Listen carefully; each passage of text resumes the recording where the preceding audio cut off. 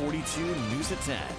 Our CBS 42 special report continues. Throughout my investigation into violence and conditions inside Donaldson Correctional Facility, I've met several families. This mother says she is in constant fear for her son's life. There's a lot of gang violence. There's actually a gang war going on right now. Latasha Williams' son was incarcerated at Donaldson earlier this year. She says she's experienced extortion from inside the prison. Listen to this recording. It's of a phone call she says she had with her son. He's pleading for her to send money. I would prevent rape if I could. I just don't have the money that they are asking for. They gonna rape me, Mom. They actually gonna rape me. I lost my business and my home, gone through my grandmother's, my dad's retirement. They don't feel their loved ones are protected from sexual violence, from physical violence. Many of these families are extorted for thousands of dollars to try to keep their loved ones safe. They feel that there's nowhere to turn. He's been stabbed over 60 times, his nose broken, his teeth knocked out, his finger severed, his ear severed. There's been a lot of incidents. Incidents documented in these videos Alabama Appleseed shared with us of inmates in dangerous situations. That's a dead body. That blood coming out the side of your head on the bottom. Although ADOC invited me to that graduation to interview Commissioner Ham about the conditions at Donaldson, he refused to answer my question about the videos. We obtained a video showing some inmate violence. Would you mind to comment on that? I'm not going to. It's about graduation today. We're not going to keep dragging up. We know we have violence, but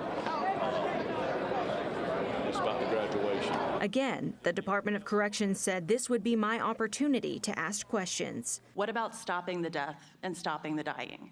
This is video of a packed crowd at the state capitol for this year's Joint Prison Oversight Committee in July. Family after family detailing heartbreaking stories about the treatment of inmates and conditions of Alabama prisons. Representative Chris England is on the Joint Prison Oversight Committee. He's been working to try to address these issues in the legislature. And how would you describe the state of Alabama prisons? Unconstitutionally inhumane.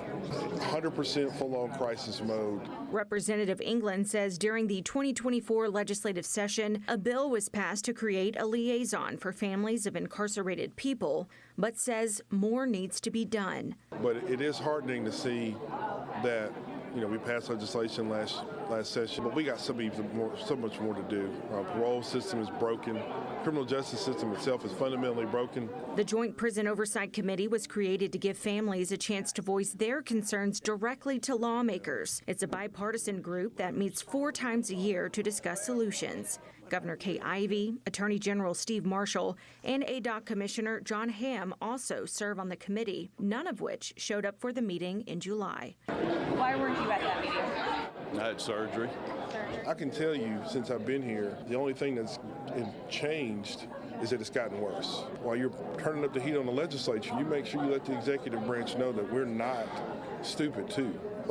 We know that you're responsible for this, and you can do more. And the families of incarcerated people agree. Commissioner Hamm stands up here and he makes it all sound like rainbows and butterflies. Well, how many deaths occur in lockup? Do you have a message for families? I know a lot of families are concerned about the conditions. Not at this time. I'll address that at the next Prison Oversight Committee meeting. The next meeting is set for October 23rd. England says he plans to sponsor several bills this upcoming session in hopes of making more progress. Every prison sentence is not a death sentence, but in Alabama, any sentence could be a death sentence. In June of this year, 4 people, including inmate DeAndre Roney, died inside of Donaldson in one weekend. The Jefferson County coroner ruled Roney's death a homicide. Autopsy reports state he died from a stab wound to the head. According to Alabama Appleseed, Roney was 150 days away from completing his 20-year sentence. In November, he would have celebrated his 40th birthday as a free man.